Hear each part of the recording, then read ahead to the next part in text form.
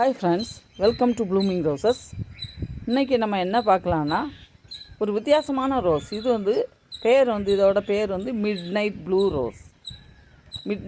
Rose. இது வந்து பாருங்கள், டார்க் பர்பிள் கலரில் நல்ல கலராக பூத்து இருக்குது பாருங்கள்.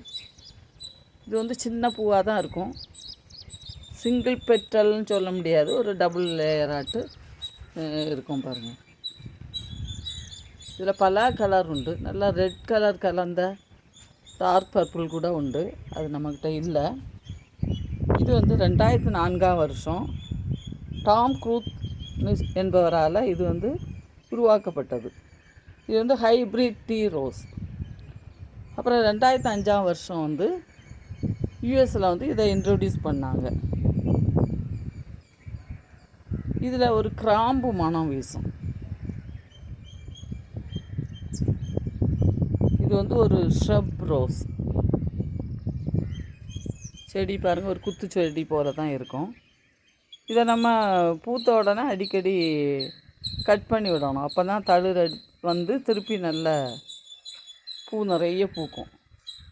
இந்த பூ வந்து ஒரு 2 நாள் தான் இருக்கும், அதுக்கப்புறம் அப்படி உதிர்ந்துடும்.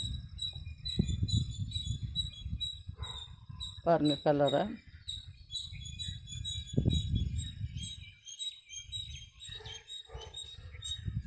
இந்த ரோஸ் நீங்கள் பார்த்துருப்பீங்கன்னு நினைக்கிறேன். இது தோட்டத்தில் வச்சா ரொம்ப அழகாக இருக்கும் பார்க்க. மற்ற ரோஸ் கலர்களுக்கு இடையில் இதை வச்சுருக்கும்போது வித்தியாசமாக ஒரு பார்க்குக்கு ஒரு ரொம்ப நல்லாயிருக்கும். இது நீங்கள் வாங்கி வளர்க்க பாருங்கள். அடுத்து ஃப்ரெண்ட்ஸ், நம்ம பார்க்க போகிறது ஆட்டு சாணியை மக்க வைக்கிறது எப்படி. நிறைய பேர் என்கிட்ட கேட்குறாங்க, ஆட்டு சாணி முழுசாகவே நாங்கள் போட்டோம், அப்படி செடியெல்லாம் பட்டு போச்சு அப்படின்னு. அது அப்படி போடக்கூடாது, ஒன்லே தண்ணியில் ஊற வச்சு தான் போடணும். அப்படி போட்டால் கூட ரொம்ப நாள் ஆகுது, அது கரையவே மாட்டேங்குது அப்படின்னு சொல்கிறாங்க.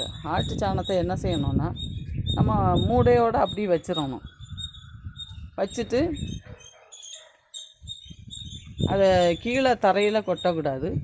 அப்படி மூடையில் வச்சுட்டு டெய்லி ஒரு 2, 3, 4 மக்கு தண்ணி ஊற்றிக்கிட்டே இருக்கணும். ஊற்றிக்கிட்டே இருந்தீங்கன்னா ஒரு 2.5 மாதம் 3 மாதத்துக்குள்ளே அது நல்லா மக்கிடும். அப்புறம் நம்ம ரோஸுக்கு எடுத்து போட்டால் அது ரொம்ப நல்லது.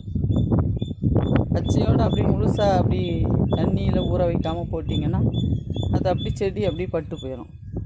அதனால் நான் சொன்ன டிப்பை நீங்கள் ஃபாலோ பண்ணுங்கள், உங்களுக்கு யூஸ்ஃபுல்லாக இருக்கும். ஓகே ஃப்ரெண்ட்ஸ், உங்களுக்கு பிடிச்சிருந்தா லைக் பண்ணி சப்ஸ்கிரைப் பண்ணுங்கள். God bless you all.